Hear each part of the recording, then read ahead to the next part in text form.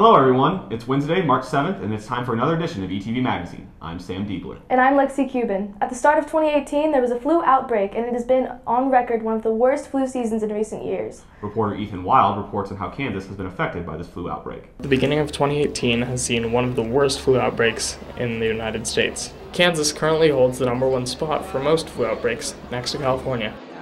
The first 2 weeks we've averaged about 30 kids a day, and the third week we rose into the 40s, and this week we've gotten into the 50s. So. I really didn't expect it because I've never had the flu before, but it definitely took me by surprise. My whole body was aching, and even after taking ibuprofen, my head was hurting. Like after Googling the symptoms, I had all of them at the same times. According to the CDC, 48 states have reported widespread flu outbreaks, and in the first 2 weeks of 2018, 9.7% of deaths were caused by the flu. I've probably seen 40 or 50 kids with different kinds of flu-like symptoms over the past couple of weeks. We're the ones that have gotten the flu shot. This strain of flu hasn't been covered by the flu shot, and so people are still getting sick this year.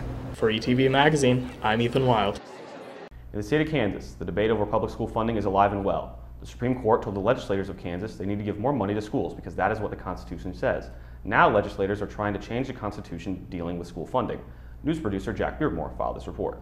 Teachers are always an important part of any school system. However, recently, a lawsuit going through Congress has started to upset some teachers because an increased pay rate has been denied. Again, that is a very complicated situation, but it seems like there's a lot of people in Topeka that are trying to change the rules to the game during the game, so it gets a little frustrating from my side of things. I think compensation is a conversation every year. We are very fortunate to have to consistently be moving up our starting teacher salary pay. The legislature of Kansas has to come up with a solution for school funding in the coming weeks, and the solution to come has teachers wondering what's going to happen next. Our obstacle is, what is the legislature going to do? They have a study right now. The study's supposed to be out here in March to tell them the good, bad, and ugly. The legislature, I think it's going to be their argument against the court. What we're going to have to figure out is who's right, and the court has the final decision. Our legislature is charged with coming up with a sustainable tax formula that pays for the services that government provides. And in our Constitution, it is a right that every child has access to an adequate and equitable public education in the state of Kansas. The stress of teachers' jobs combined with their current wages could affect the final solution and could make or break the future of education. To recruit and retain the best, you got to have teacher salaries as part of that conversation. The Constitution says that they're going to fund education. If they change that, that could have a huge impact on what public education looks like. For ETV Magazine, I'm Jack Beardmore. Our next club was started by a student who has the drive to better himself and others around him. Reporter Brianna Welch went down to the weight room to find out how these students compete against other schools while having fun. The powerlifting team was born this year due to a student's drive of pursuing to help other people better themselves. I've always had a passion for powerlifting and wanted to spread that to other people. I brought it up to the administration, we got it set up, and now we're going. The powerlifting team is small, and with most of them being seniors, the team is going to have to find some new members for years down the road. After this year, people will see what the powerlifting team did and want to join. I have a lot of confidence in Roger. He's really good at instilling passion in others and recruiting kids. And hopefully our underclassmen can really step up and keep the program going and get a lot more people involved. For ETV Magazine, I'm Brianna Welch. Next up, we have entertainment. We'll be right back. Don't go anywhere.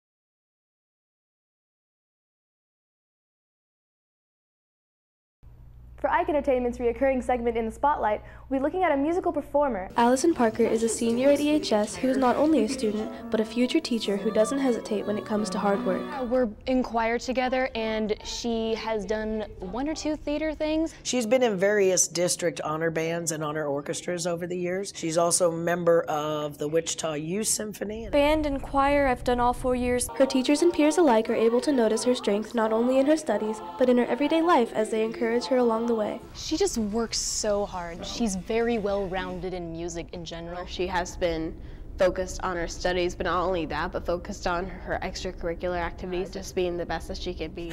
I just guide her along the way. She pretty much is self-made, motivated. Allison is putting in time and effort now to prepare and plan for her future career. I plan on becoming a high school music teacher. Teaching would be the best way to secure not only my future, but also help inspire other younger people to want to go into that profession also. For ETV Magazine, I'm Lexi Cuban. When watching a play, one can see everything that happens on the stage and applaud when they want to. However, many do not know about the stage managers who help behind the scenes. Braden Leidbarger found out what it takes to be a stage manager. Stage managers are a key role to the plays and musicals. With that comes a heavy workload. It's pretty stressful. You have to be working all the time. It takes a lot of hours outside of rehearsal. Very stressful, but it's a good kind of stress, you know. It's kind of like adrenaline, I would say. You're very excited for the show. This is what you've been preparing months for. It's very different from when you're acting. When you're acting, you're very excited to be getting on the stage, but you're also very nervous. There are many tasks that are involved in everyday work to lead to the final production. So you show up at call time, you make sure all the actors are there, and then when the play starts, you make sure the actors are in the places they need to be, and help change their mic's batteries if the batteries are low, and make sure they get on stage on time. We are also in charge of crews, so we put together all of the crews, like there's hair and makeup, there's lights, there's sound, costumes, props. We get all of those together, check up on them, make sure they're doing what they need to be doing. For ETV Magazine, I'm Braden Leidbarger. Coming up after the break, we have sports. Don't go anywhere.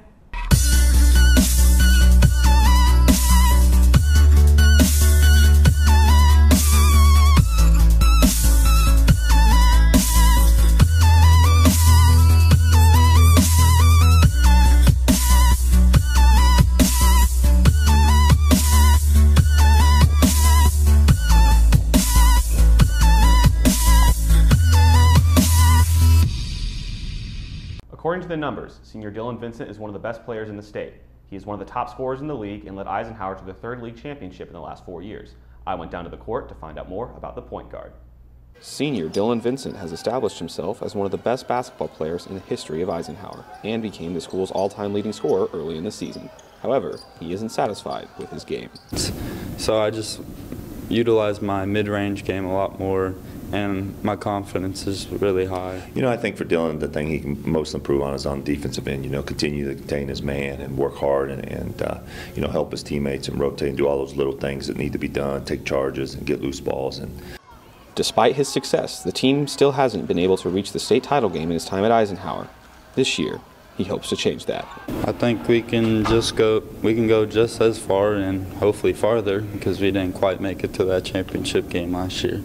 There's no reason why we couldn't make it that far. I mean, we definitely had the talent. We were working really hard. I mean, rebounding is probably our biggest thing, just because of how much Matt did that for us. And I think we've done a really good job rebounding. I think at this point he's definitely met our expectations. You know, we've still got a lot to accomplish as a team, and I think you know, by the time we're done, we'll sit back and look at his career and evaluate where he's at. You know, obviously he's going to go down as one of the best to ever play here at Eisenhower. But for ETV Magazine, I'm Sam Diebler. With the bowling season already a wrap, we take a look back at the work put in by the team this season and improvements that can be made for next year. The bowling team has not performed at the level they are wanting to compete at, but they're always still looking to go for it all. I think one of the things that we can improve on, as opposed to last year, is just developing that team camaraderie, the bringing everyone together. One of the things we have this year that we didn't have last year is a lot of new faces.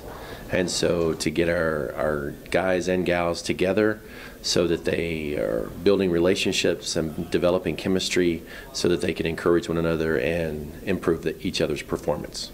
The team had returning bowlers that would have helped both the girls and the boys teams out and would have helped reach the state championship goal they were wishing for. On the gentlemen's side, we've got some returning players, probably more so on the guys than the girls. There's a core group in the gentlemen's side of competition, and we're trying to develop that. For ETV Magazine, I'm Jared O'Blackmer. Next, we have wrestling. The season came to an end recently and several school records were set.